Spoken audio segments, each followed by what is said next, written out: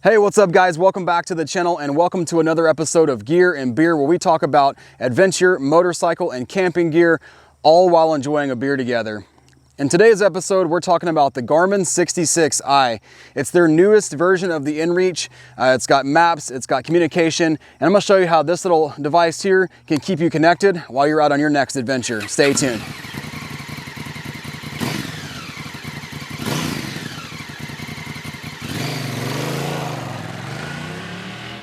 All right guys, so we have the Garmin 66i here, and as I said, it is the new version of their inReach technology. It's got communications, it's got excellent mapping, but first I'm gonna talk about the beer.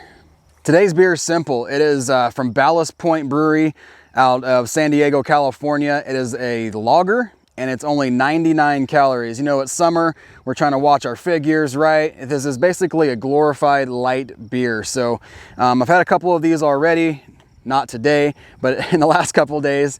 And it's a pretty good beer. It's kind of a glorified Bud Light, Coors Light, Miller Light. It's just your typical lager, only 99 calories, but it is, in my opinion, better than those other domestic beers. You know, it is a microbrew, so it should be better, right? But go ahead and crack this open.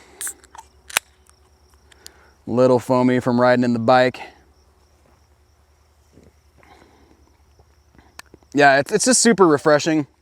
Right here on the can, it says bright, refreshing, and fit for adventure. So just a perfect fit for this channel.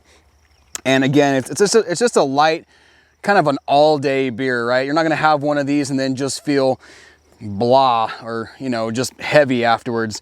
It's a nice, and it's even light. It even has a really light alcohol content, 3.5 carbs, all that good stuff like we all worry about when we're drinking our beers, right? But again, it's just a good summer or a late spring beer, or just one to bring out with you when you're at camp, and one that you can drink around the campfire and then not just feel crappy after one or two of them. But yeah, let's go ahead and get into this Garmin. So let me just start with that. I've had several of these satellite communication devices in the last 10 years or so. I started out with a Spot, and then I had a Spot Gen 3, and then from there I went to I think I had the Spot Connect, which was a very first version of the satellite communications with being able to use text messaging from your phone. And then from there, I went to the Spot X, which was the newest version of the Spot, where it has a little Coeur keyboard on it, and you can type out messages that way, and it didn't have the option to connect it to your phone. The current version of the Spot X does have that ability, but in my opinion, it's just not as good as the Garmin. About 5 months ago, I picked up this Garmin 66i, and the reason I went with the 66i over the standard inReach is that the inReach is awesome, and they're essentially the same thing. This one is quite a bit more expensive, but it has way better mapping than what the standard inReach or the inReach Plus does. So the Garmin 66i has a much bigger screen than what the Garmin inReach Explorer Plus or the standard inReach does. In my opinion, it's way faster than the standard inReach after playing with them both side by side, and the mapping is definitely superior to what the regular Garmin inReach or the inReach Plus is. Now, this is not my main mode of GPS or wayfinding on the motorcycle. I actually use two other options, which are my Touratech Voyager Pro, which has excellent mapping. Prior to using the Voyager Pro, I use an app called Gaia GPS on my cell phone, and it is excellent. I still use that today as kind of my big picture map.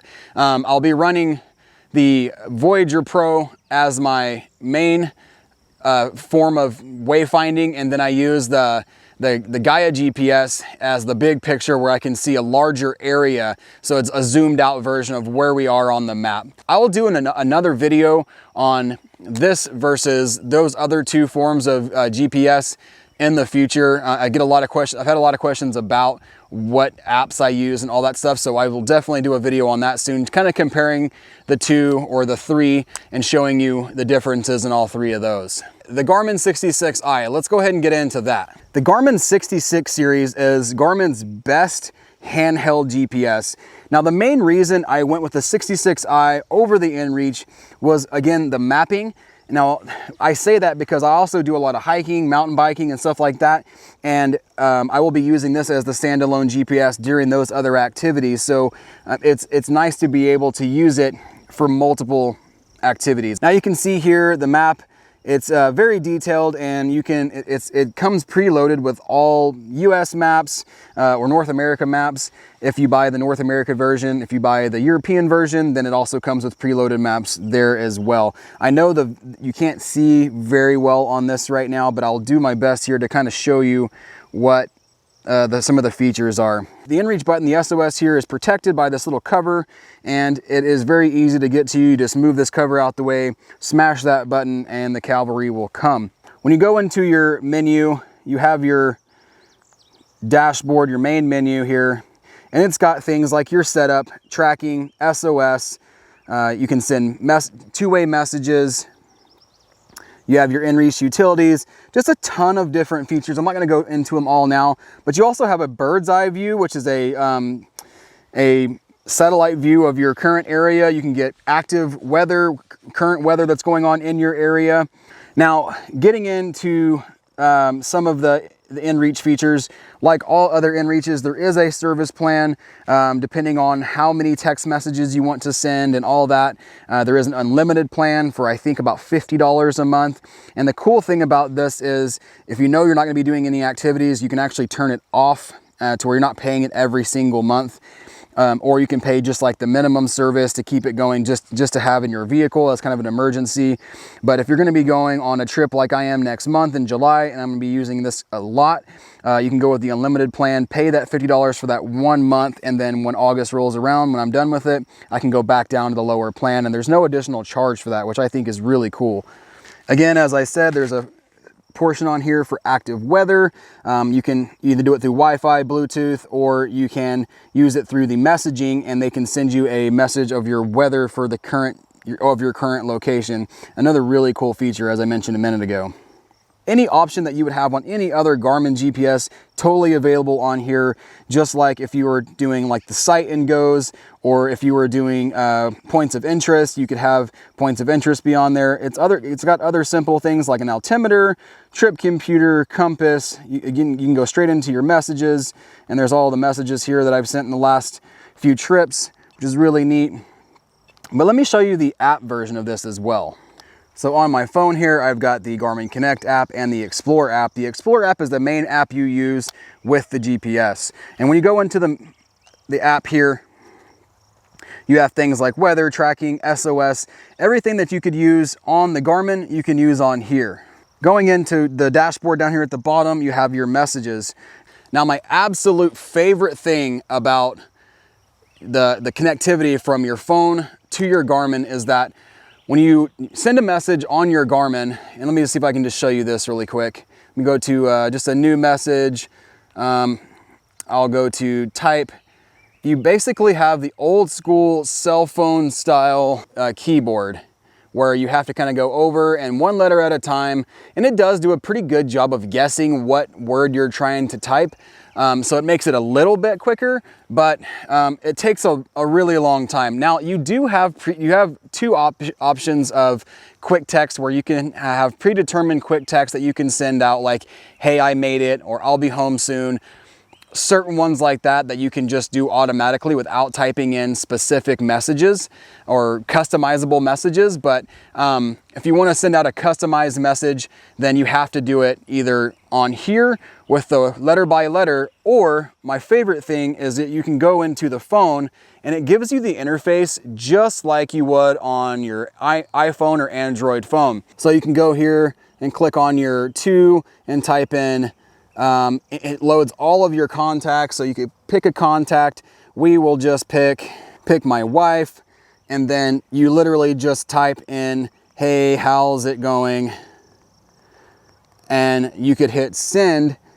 And I know this is kind of it's not real clear, guys, but you can kind of get the gist. It's just like the same interface as if you were sending text messages through iMessage or through an Android device. You hit send. It pairs with your phone and then sends the message using the satellite signal. I've noticed that the first time you send a message, it takes somewhere around 30 seconds to send.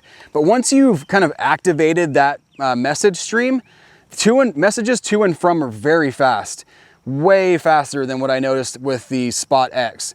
I could send a text message back and forth in the middle of nowhere with no service whatsoever, back and forth to my wife or to friends. And it's just as if you had service. It's that quick. I mean, you're talking 10 seconds at most from the time you hit send to the time it's received. And it does give you a little tone when the message is actually sent successfully. So you know that the message has actually gone out and been sent. Obviously, there's certain things or certain factors that will determine if it's gonna go out fast or not. A clear view of the sky is always important when you have a GPS device.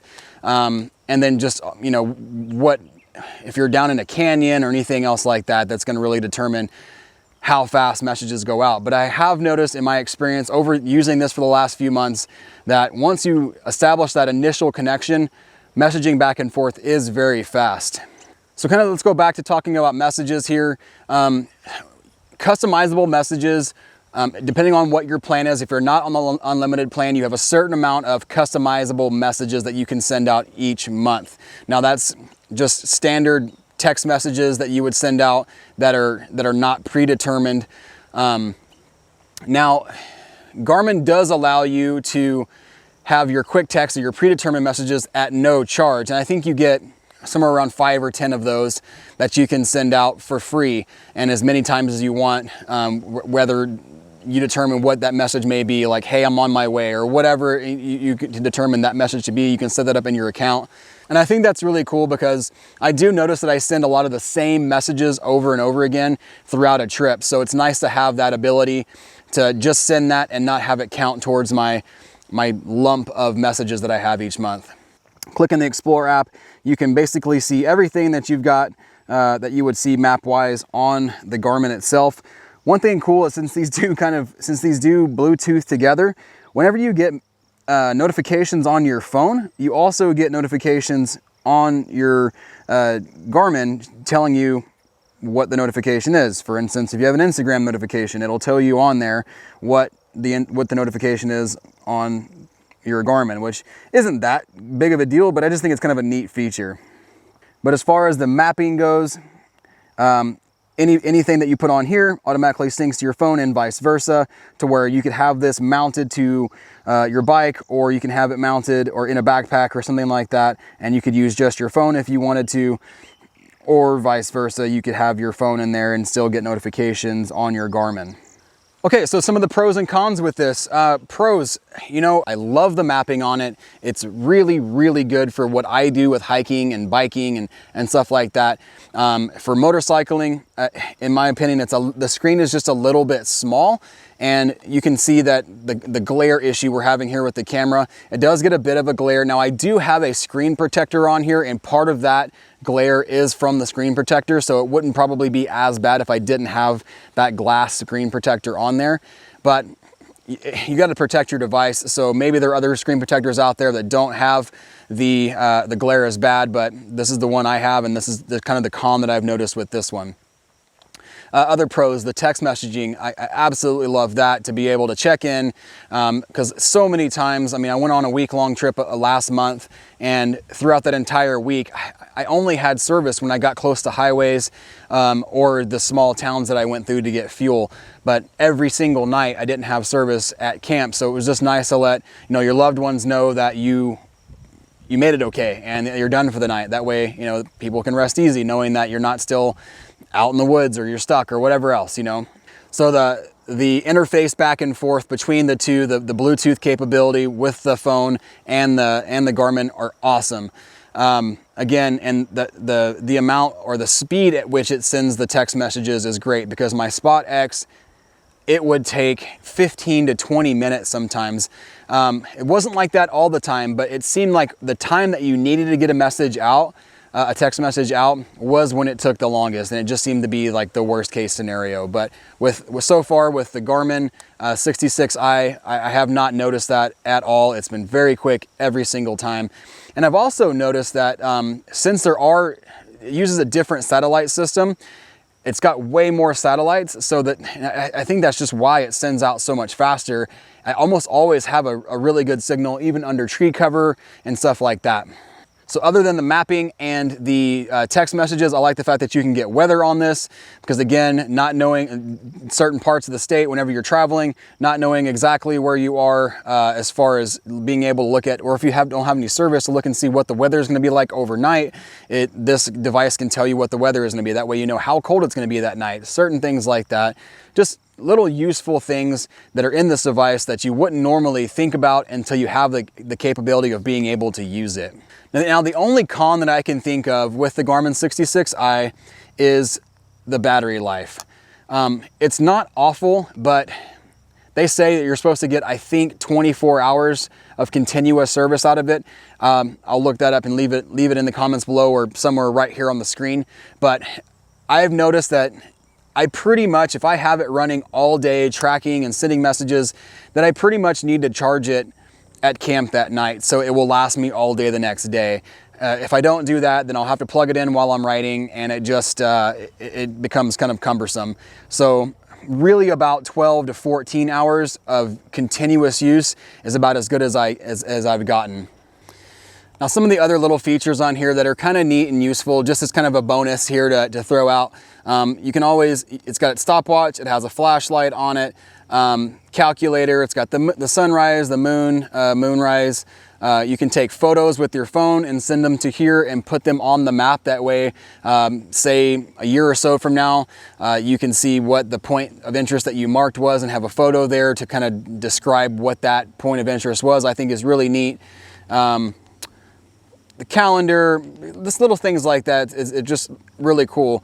If you're into geocaching, it's got geocaching on here, which I think is really cool. You do have to register through their website, but it will show you any geocache that's in your area. So I found out not that long ago that there's 2 geocaches within a mile of my house that I had no idea. If you're into geocaching, a lot of people who have adventure bikes are into geocaching because it's just a way something to do while you're out on your bike. So to have the ability to do geocaching through this is, I think, pretty sweet.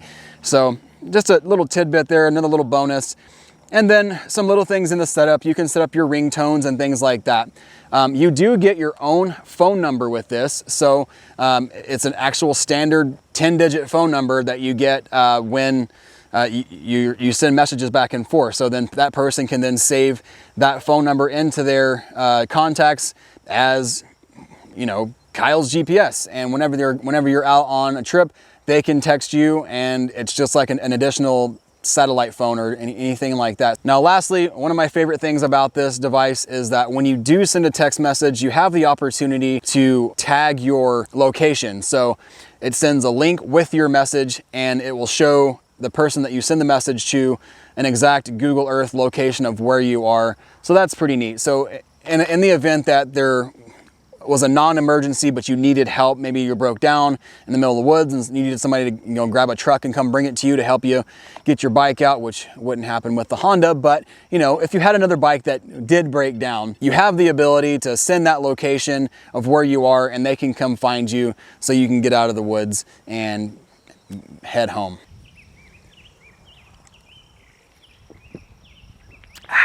Well, that about does it. This was my quick overview of the Garmin 66i. I hope that answers any questions that you may have had about this device. I've had a lot of questions from you guys in the past about what this is and how I like it, so I hope that this answers your questions. If you have any additional questions, please leave me a comment down below. I love talking to you guys and answering all your questions. Also, if you like this video, please give it a thumbs up. And again, let me know down in the comments what you'd like to see in the future. If you haven't yet, please hit that subscribe button as well as that bell icon. That way you know when new videos like this are released. I've almost made it to 10,000 subscribers at the time of this video, and I'm so pumped about that. I'm only about 900 away, and I can't wait to hit that point. It's just kind of a goal I've had for a while.